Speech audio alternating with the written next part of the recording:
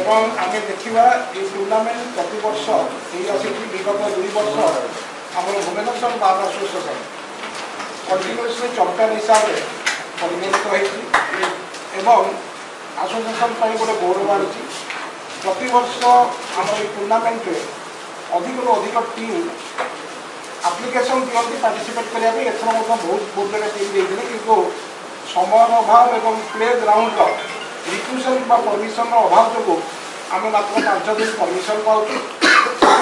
8टी team को आम select कर प्रतियोगिता भाग ना से 3टी हूँ भुवनेश्वर गोटे हाईकोर्ट बार एसोसिएशन और आम भुवनेश्वर 2टी बार एसोसिएशन आज देखा पुरी गोटे सम्बलपुर गोटे एवं आमर ब्रह्मपुर गोटे एमती धरी आम 8टी बार एसोसिएशन धरी ये टूर्णामेंट कर धरला आमर गोटे एग्जिबिशन मैच अच्छी जदि आमर यहाँ आसंता काली जहाँ 19/2/2025 आरंभ होती यार फाइनाल मैच आम 23/2/2025 23/2/2025 में 2 जन सेमिफाइनाल जो मैंने रही फाइनाल खेलिले से दिन प्राइज डिस्ट्रीब्यूशन प्रोग्राम अच्छी आमर प्रतिदिन 2-2 लेखा मैच अच्छी जो 2-2 लेखा मैच अच्छी आम प्रथम मैच आरंभ होती 8टा ରୁ 12टा तापर गोटे हाफ एन आवर ब्रेक पर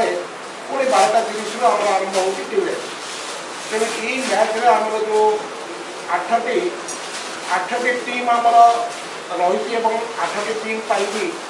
आम भुवनेश्वर बार एसोसिएशन होल से समस्त प्रकार सुविधा सुंदर जोगे देवापरी आग वर्ष पर ए वर्ष बद्धपरिकर एवं आम जहाँ चाहूँ आपण मान सहयोग आम प्रेस मीडिया मान सहयोग आमर समस्त को आम बार एसोसिएशन तरफ सहयोग कामना कर समस्त खेल समय सहयोग लगतु आमर जो खेल